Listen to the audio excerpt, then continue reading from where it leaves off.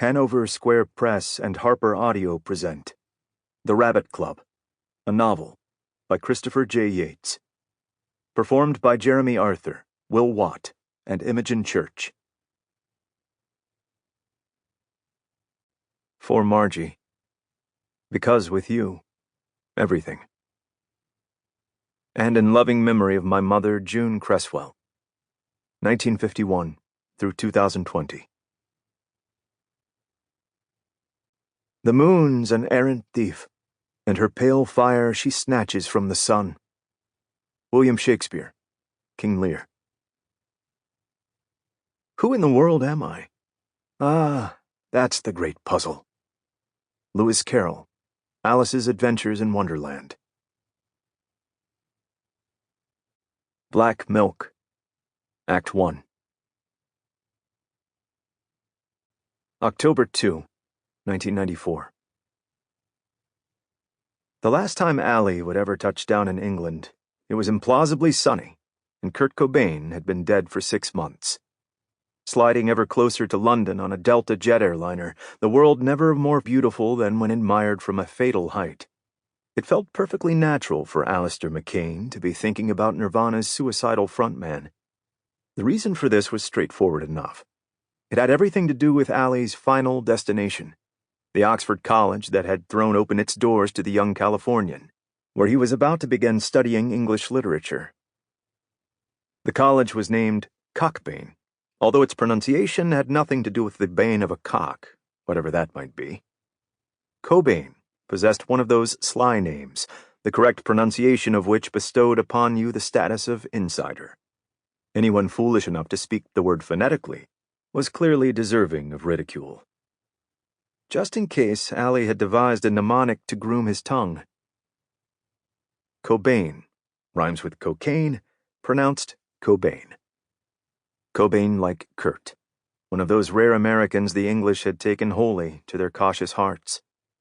As his flight from LAX landed at Heathrow, Ali felt the thrill rising up in his chest, the promise of daylight, a light apricot band clawing its way above the horizon. Yes, it was in Kurt's footsteps that he hoped to follow. That is, to be loved by the people living here, in his new home across the ocean blue. England was a kind of holy land, the country in which Ali had been born but could not recall, a nation whose DNA lurked in his blood.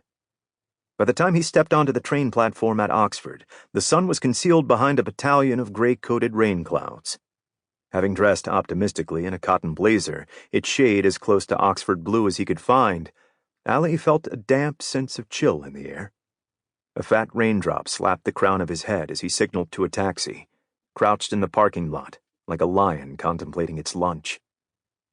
He hoped the ride wasn't a lengthy one. Ali's brand new money was something scarce and precious, his stepdad having been less than generous with his allowance. Apparently, Marty Van Wagner was teaching his stepson something called fiscal responsibility, a life lesson unlikely to be applied to his adored biological offspring, Georgia and Carolina, 7 years younger than Ali. His identical twin stepsisters were both of one mind when it came to opinions concerning their new brother. They agreed that Ali was weird, a quality no doubt accounted for by his biological father, a pyrotechnically odd Englishman. Maybe his stepsisters were right. It was undoubtedly a strange situation because after the age of 18 months, Ali McCain had never been in the same room as his father.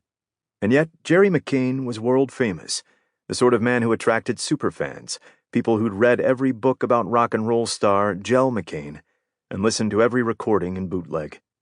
Ali himself had digested only half the available material. Certain unauthorized biographies made for difficult reading, courtesy of their lurid writing style and questionable tabloid allegations.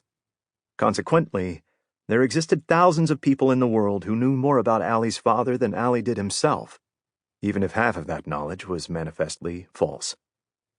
But all those books were right about the fact that Ali's existence was the main reason behind Gel McCain's second marriage to Ali's mother. Most of them told the tale of the now legendary lead singer on his band's first American tour, the bucketful of LSD shared backstage, and a petite Texan beauty queen smuggled into Jerry's dressing room in the Hollywood Bowl. There followed an after-show Sample complete. Ready to continue?